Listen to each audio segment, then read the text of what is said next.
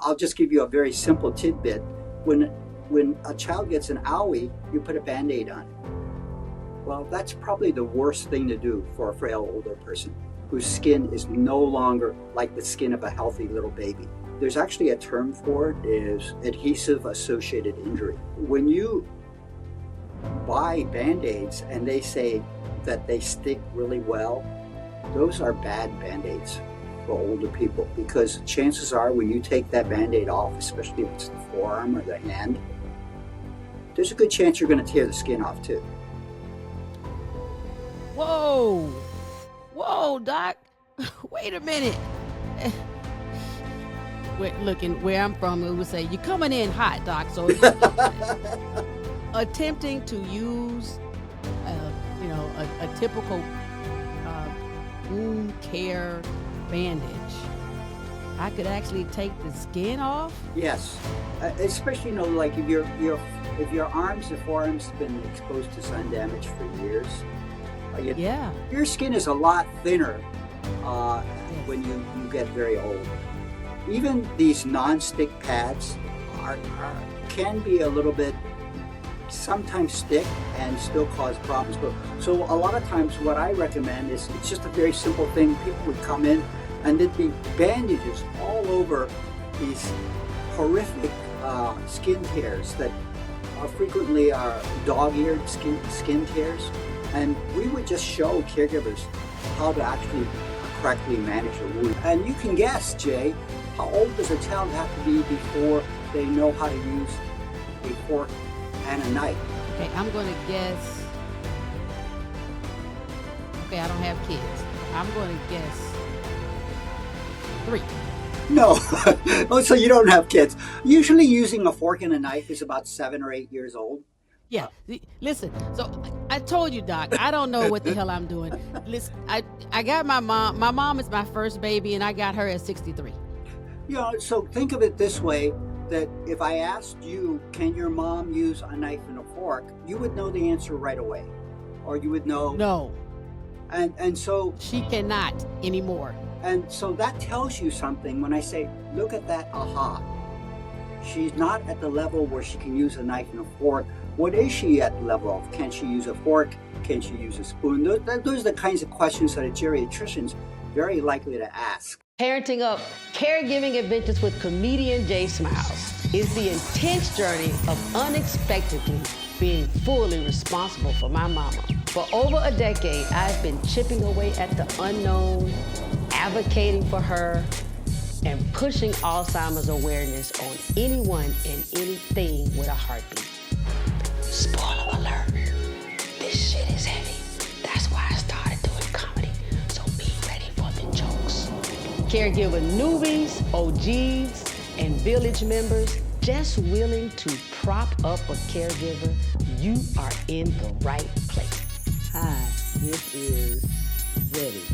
I hope you enjoy my daughter's podcast. Is that okay?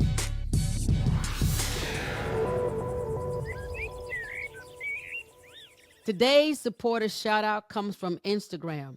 Okay, it's only me. Quote, I love that you refer to your mom as your favorite girl. I called my mom the same as well. Emoji heart eyes, emoji blush cheeks. You are so welcome. She is my favorite girl. Now, if you want to receive the special supporter shout out, like, review us on Apple Podcasts, Instagram, or YouTube. Thank you. Today's episode, old people deserve different. You can't just rip the Band-Aid off. Parenting Up family. I know y'all are probably sick of me telling you we did it again, but it's not even me. I didn't even do it. The caregiving gods just decide to give me really cool people who know really, really cool stuff about the space that we're in. And here it is again, Dr. Warren Wong. How you doing, Doc? Hey, Jay, I'm so happy to be here. Thank you. Now, y'all are probably wondering, like, Jay, so why is Dr. Warren Wong cool? Well, first of all, he lives in Hawaii. How damn cool is that? How many of you have ever lived in Hawaii? I know I haven't. I have been there, but it's it's cool just to say you've ever visited there. But he actually lives there. And then he's a geriatrician. Now, all right, that's a fancy word for saying he actually on purpose specializes in elder care, and then he cares about caregivers. How many people out there actually care about us? Right? Usually, physicians, anybody in the medical field, they're trying to take care of our LOs. And yeah, I like that. But hell, we're the ones doing the heavy lifting. Come on now, y'all know I'm a comedian. We're the ones doing the heavy lifting. My mama with Alzheimer's, she ain't done nothing hard in 12 years. Since she got diagnosed, I've been doing all the hard work. Now, okay, she is living. She is fighting through an awful disease, but I'm just saying, listen, I'm over here busting my ass every day just trying to figure out how to make her swallow a pill. All right. Dr. Warren, talk to us about how did you even decide that geriatric care was a specialty that you wanted to be involved in versus any other kind of medicine? Well, you know, when I first started being a doctor, I was in internal medicine in San Francisco. That's actually where I grew up. I was born in San Francisco, Chinatown, and I was a local boy in San Francisco, and I decided to, after I finished my internal medicine training, I decided to go back and serve my community, Chinatown, and I worked at a place called Unlock, which in Chinese means peace and happiness. And it takes care of frail, older people. And the name says it all. It's to provide peace and happiness for these people. And the medical care was just part of a much bigger team. And the day-to-day activities were what was really important.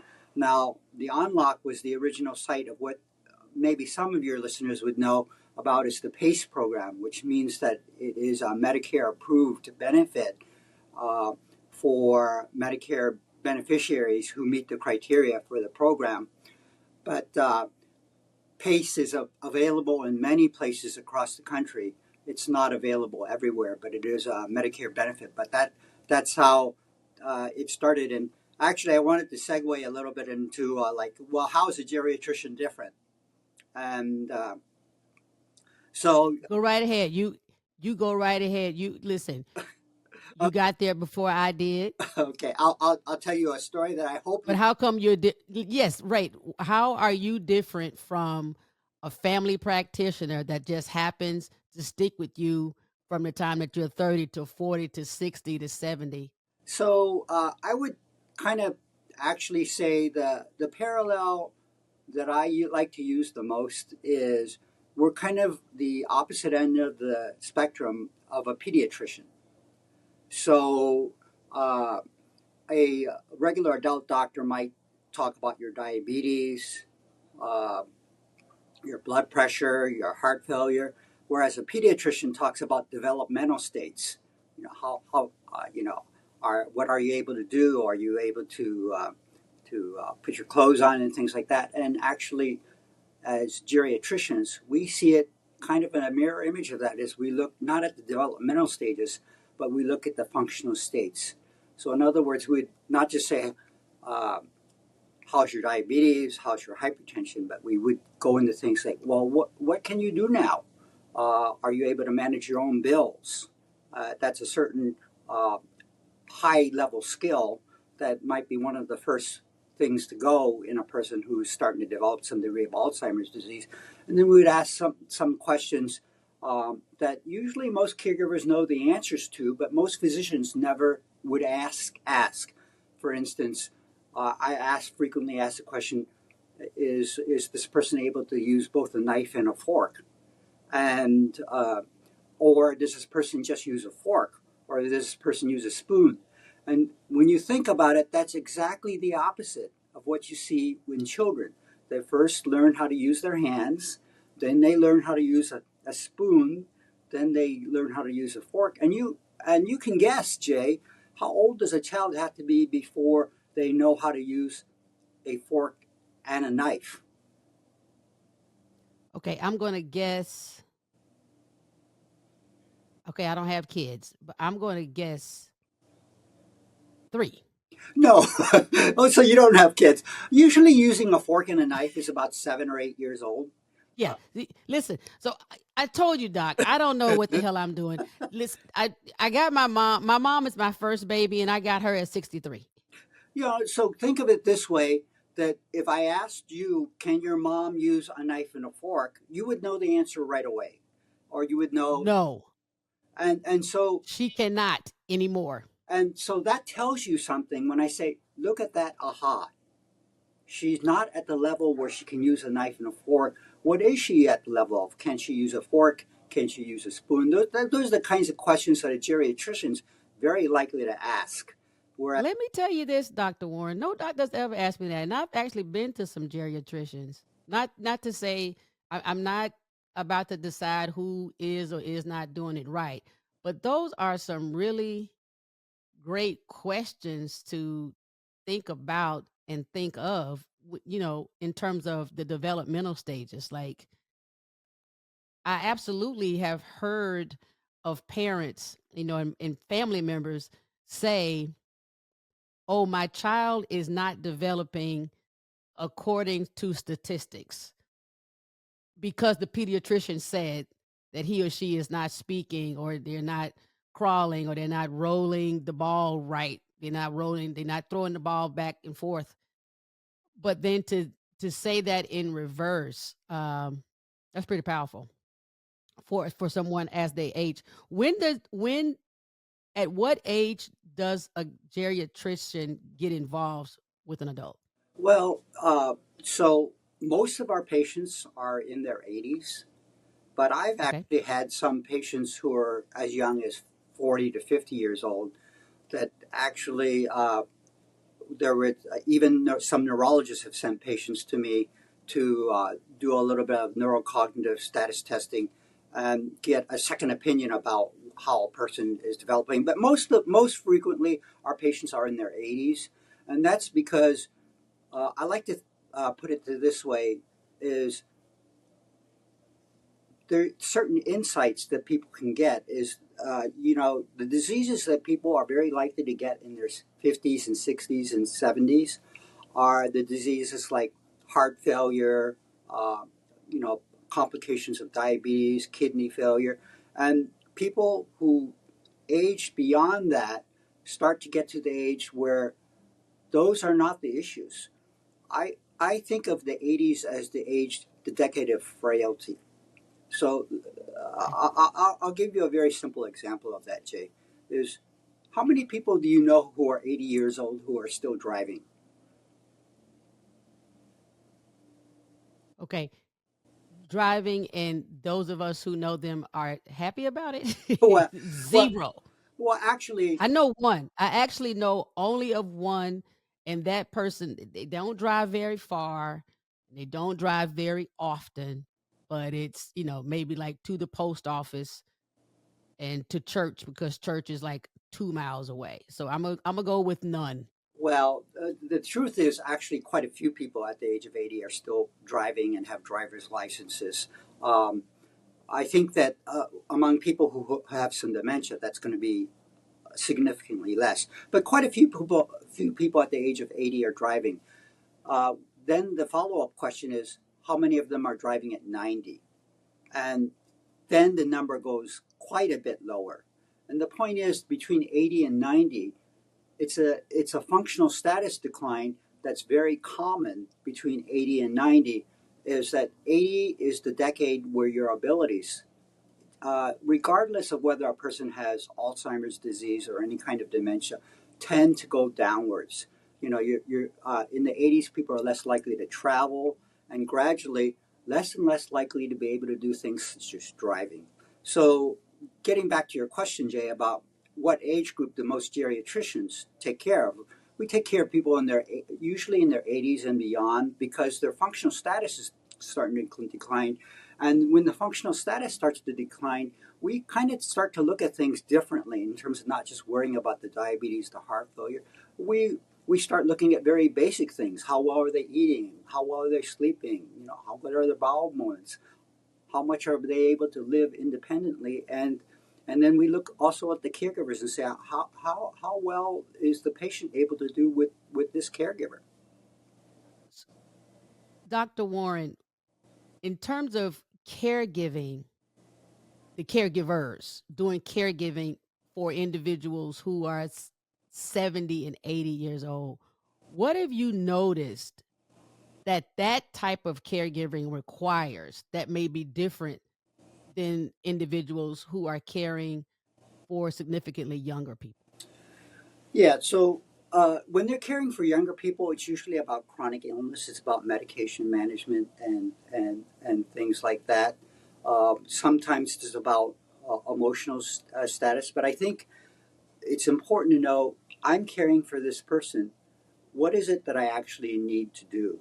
And it could be anything from just managing bills and grocery shopping, or much more difficult is when a person starts to really become unable to do some very basic things, such as needing assistance to put their clothes on, or going to the bathroom, or showering and bathing. That actually is a different set of tasks that require a different thing from caregivers. And then there are people who have uh, emotional problems, feelings of loneliness, and that's a different set of quote tasks, but are things that are important to do with an older person. Frequently, when people are younger, it's more just about the medication management.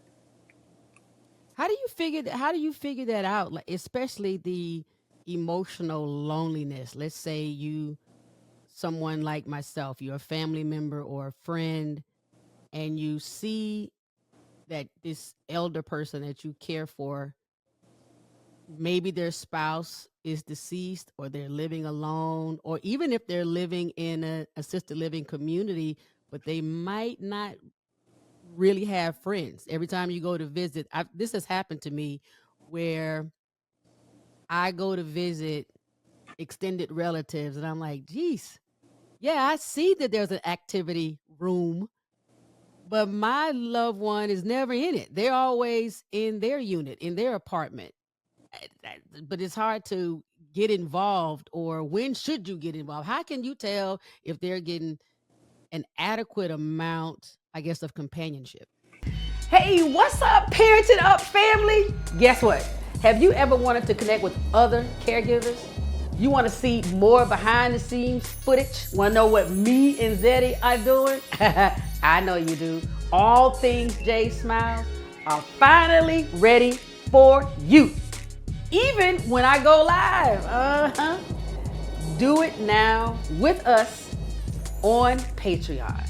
Join us in the Patreon community. Catch everything we're doing.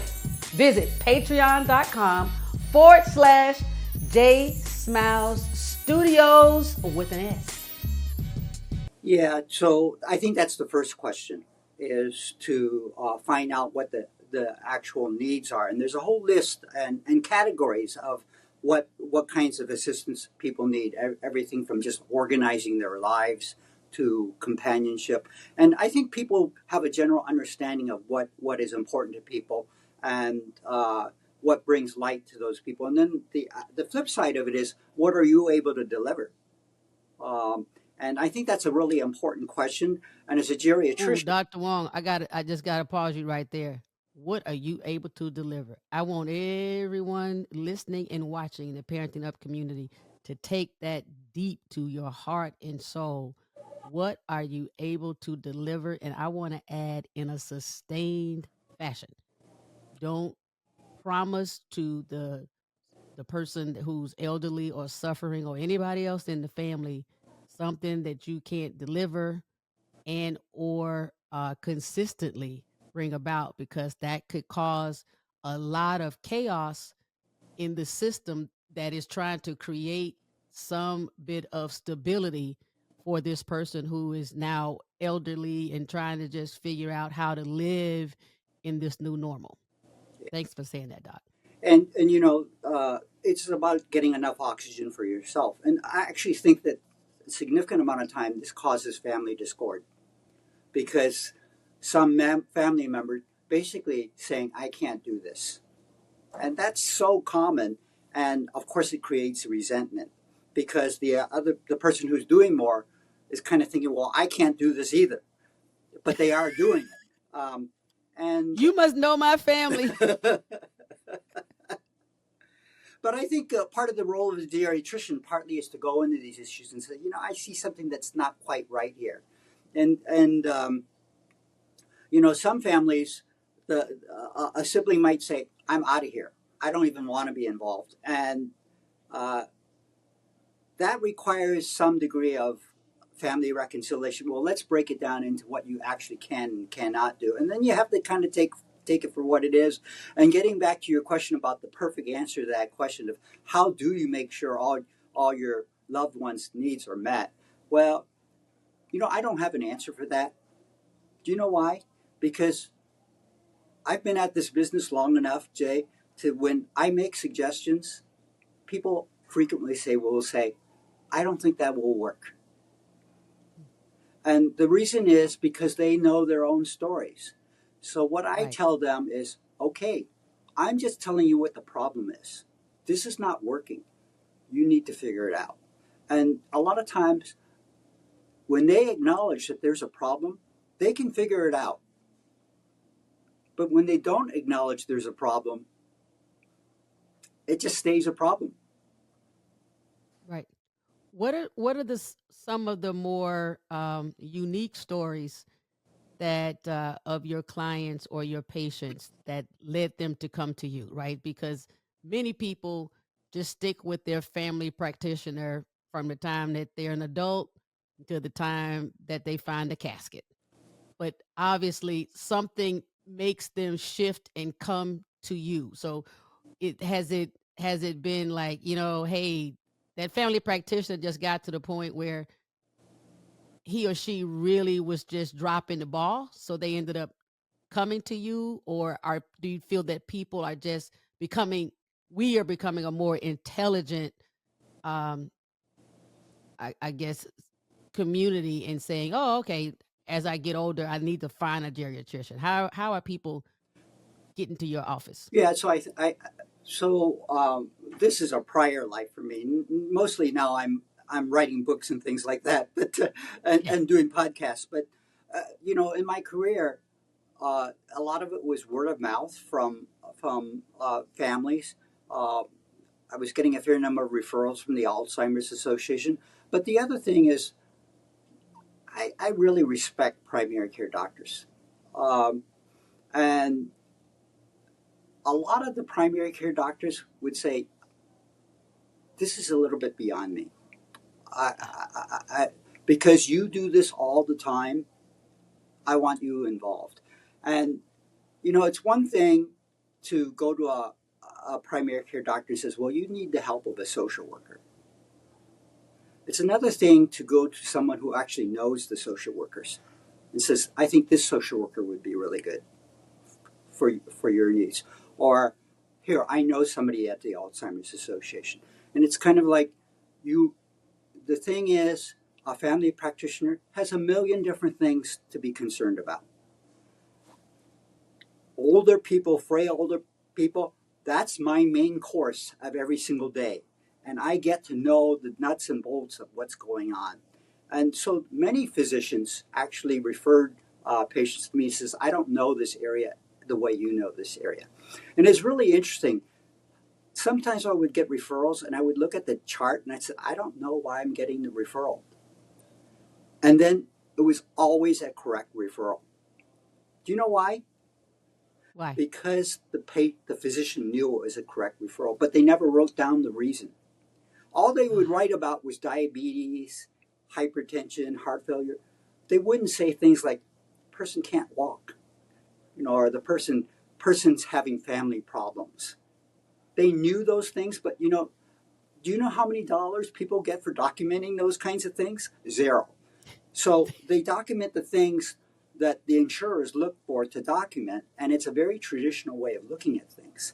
Now, documentation coding has changed, but I really admired physicians because when I would talk to them about their patients, they would know a lot more than they ever wrote in the chart.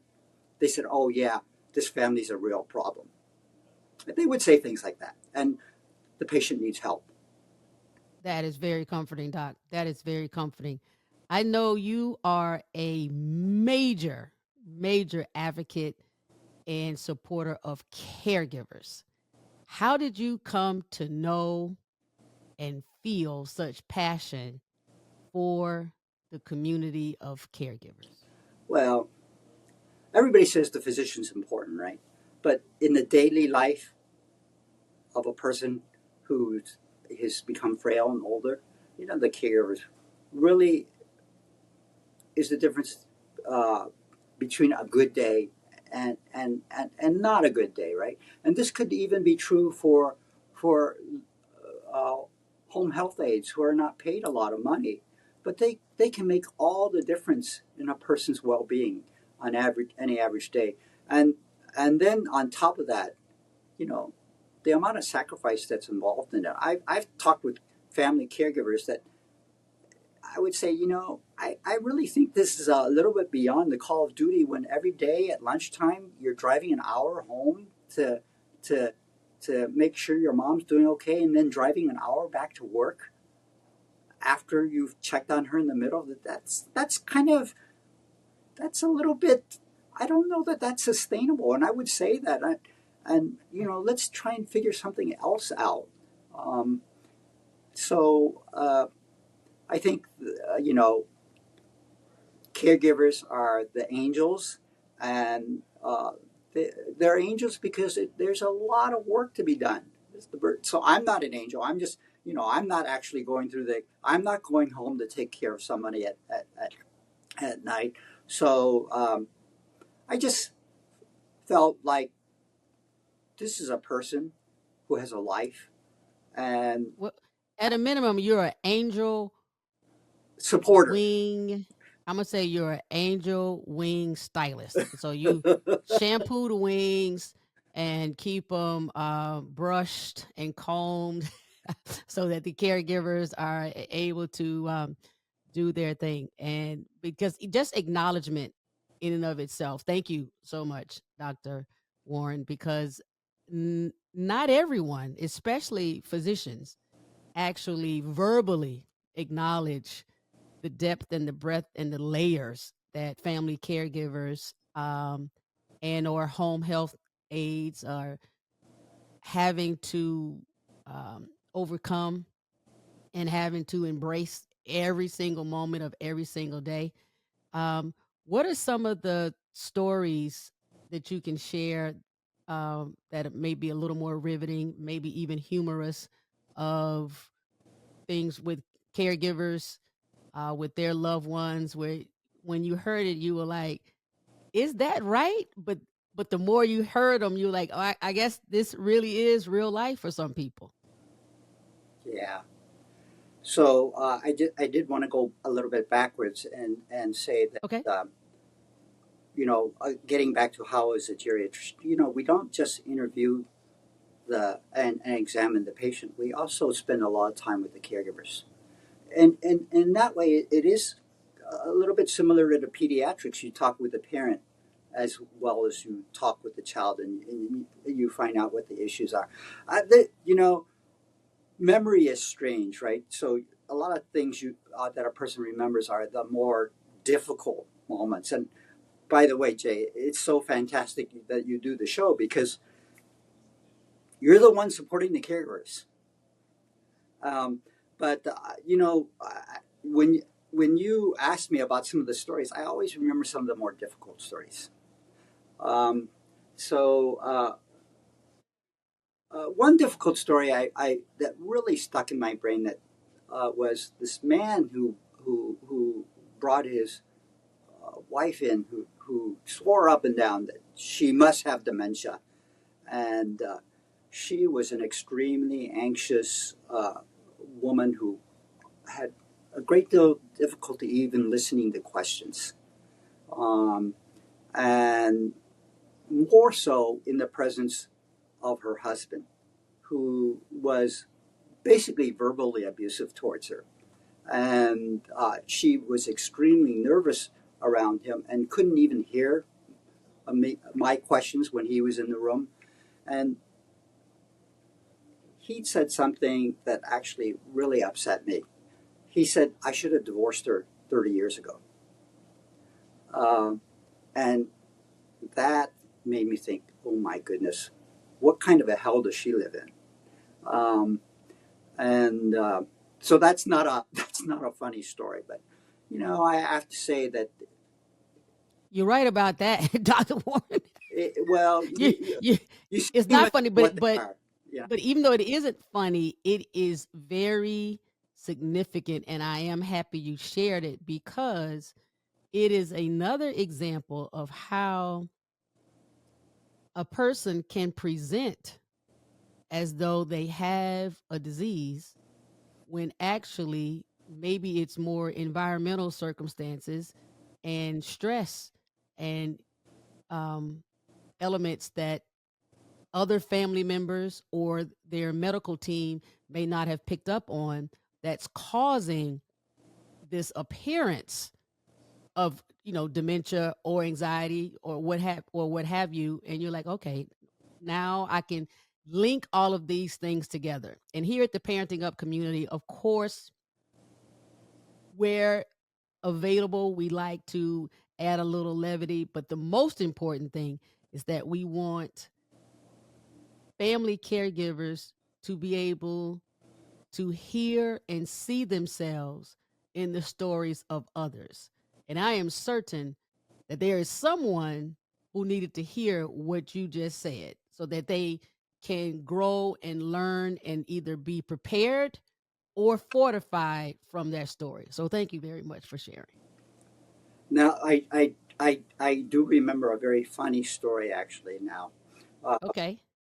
Probably okay. That's your dramatic flair, Dr. Warren. But it was not related to Alzheimer's, but it was related to end-of-life care. We had the program that we started in which we were doing home visits on people who were not on hospice, but who were terminally ill and had decided not to go on hospice. And I was on call and taking calls from these people nights and weekends. And one night I got a call about a person who had a cancer, and I was told that she was schizophrenic as well. And so she called me and said that she was bleeding from her rectum. And so that's, of course, a serious problem. And so I went to her home, and that she was schizophrenic. And it was funny because she never wanted her lights on. It was totally dark in her unit. So I knock on the door, and she says, come in, and it's totally dark inside. And I said, where are you? She says, come this way. And I have my rectal, ready to do my rectal exam. And I said, where are you? And then I have to guide myself along her body. It was just hilarious. So I remember funny things, and I remember things that upset me, but that was extremely funny. Doc, how do you, never mind. You don't have to recall how you do that, but I mean, that feels like the worst game of Halloween, the Halloween version of hide and seek that I've ever heard. Like, actually, like, I thought it was, here I am, and I have to examine your rectum in the dark for a stranger. Like, I don't even know you for real. But that was actually kind of I remember it mostly because in my mind it was kind of funny. So. Yeah, but no, that's funny to me. I mean, but I'm a comedian. We have been probably correctly labeled as having odd sense of humor, and often we go too far with where our brains allow us to live. I understand. Tell us, this is first and foremost, Dr. Wong, this has been such a wonderful conversation. I have appreciated everything you've shared. Before we end, I want you to let the community know about your books, about your consulting and advisory offerings, and where they can find you, where they can get in touch with you and get your services. Yeah, so I've actually been putting in years into writing a book. It's still not done, so I work on it every day. It's going to be called the Gold Book, GOLD, and that's an acronym for Getting Older with Love and Dignity. And we all pass away, but let's make sure there's love and dignity in that. And the caregiver is such a critical part of that. And when you think about it, how many books are there written to guide a mother about how to take care of their child? There's tons of books. How many books are there written about how to guide a person to take care of their elderly, frail mother? Very few. So I've been working very, very hard on that. I work on it every day. In the meantime, I had a couple of websites that are kind of had little tidbits from it. Uh, there's geriatrics with aloha.com, which I'm no longer writing actively in because we switched over to drwarrenwong.com. But there's a lot of very useful information there about skincare and how to manage minor skin problems. For instance, I'll just give you a very simple tidbit. When a child gets an owie, you put a Bandaid on it. Well, that's probably the worst thing to do for a frail older person whose skin is no longer like the skin of a healthy little baby, because there's actually a term for it, is adhesive associated injury. And so when you buy Band-Aids and they say that they stick really well, those are bad Band-Aids for older people, because chances are when you take that Band-Aid off, especially if it's the forearm or the hand, there's a good chance you're going to tear the skin off too. Whoa, Doc. Wait a minute. Look, in where I'm from, we would say, you're coming in hot, Doc. So just use it, just attempting to use, a typical wound care bandage. I could actually take the skin off. Yes, especially like if your arms or forearms been exposed to sun damage for years, Yeah. your skin is a lot thinner Yes. when you get very old. And even these non-stick pads can be a little bit, sometimes stick and still cause problems. So a lot of times what I recommend is, it's just a very simple thing. People would come in and there'd be bandages all over these horrific skin tears that frequently are dog-eared skin tears. And we would just show caregivers how to actually correctly manage a wound. And it started off by doing the difficult job of removing the adhesive without tearing at the skin.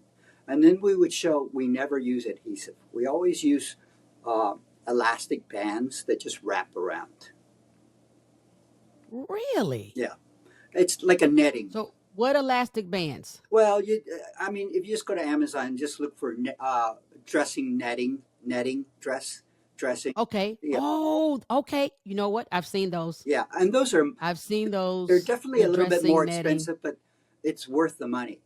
Those things are so much better. You've already sold me on it. Yeah. My mother will never have another Band-Aid sticky nothing on her starting this moment. Yeah, and That's also easy. That's too easy. Yeah, and also avoid using dry gauze.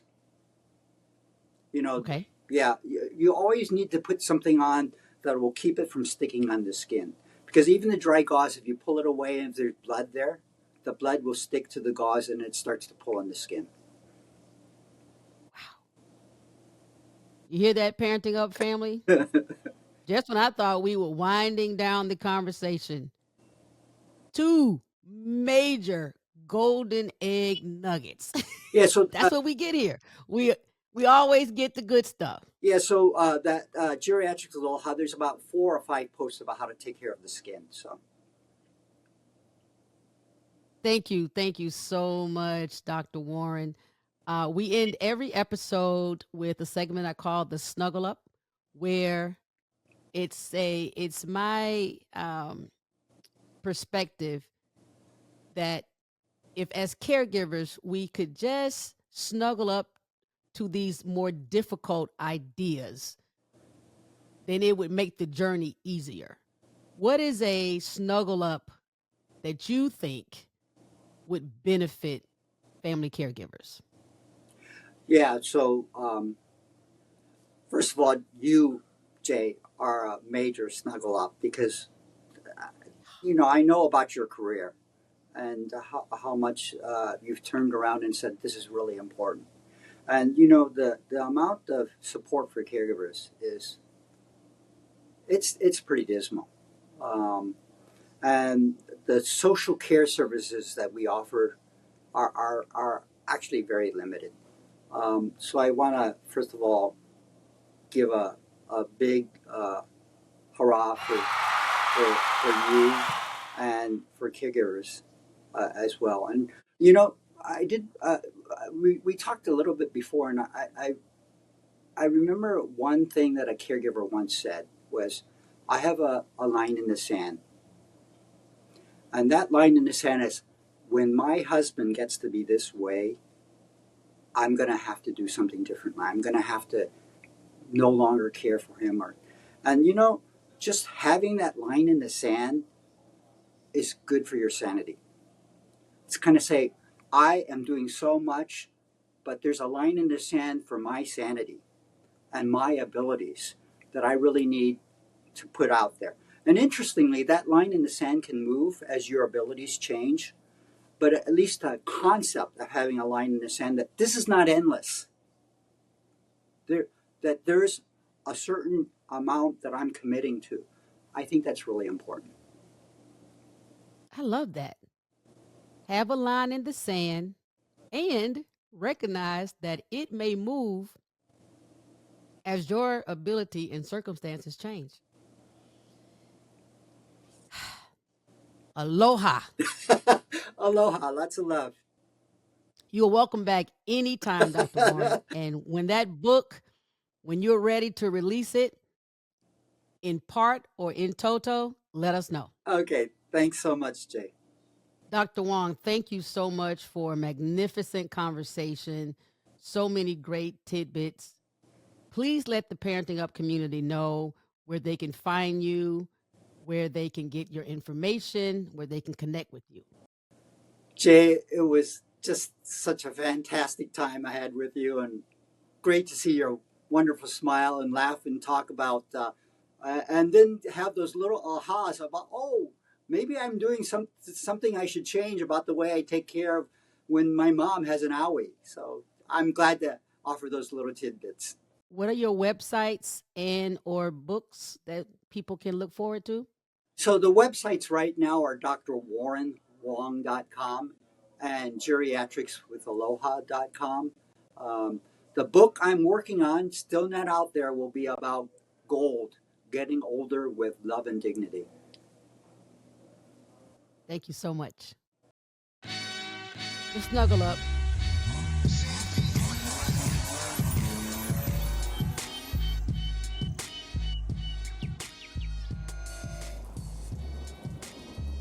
Number 1. Folks are watching us, y'all. Dr. Warren Wong has never been a caregiver, but for decades, he has watched and helped and supported family caregivers in multiple states, in multiple cities. So don't lose heart. Our efforts are not in vain. The cavalry is coming. People are doing what they can to sound the alarm, make sure we get better resources, we get more attention, we get more help. All right? So hang in there. Number 2, if you or your LO happens to be over the age of 79, consider consulting a geriatric physician. You may not have heard of it. You may not think it's necessary. Perhaps you really enjoy your family practitioner. Your LO may think, oh no, I don't want to change. There's nothing wrong. I've been with them for 20, 30 years. They helped me through this disease. They know all my kids. They helped me through divorce. There are things that geriatric physicians are trained to notice, to see, to point out.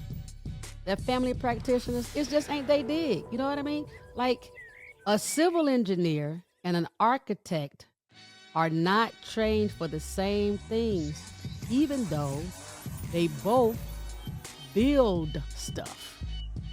All right? Feel me on that. Just consider it. Just consider it, especially if you over 79.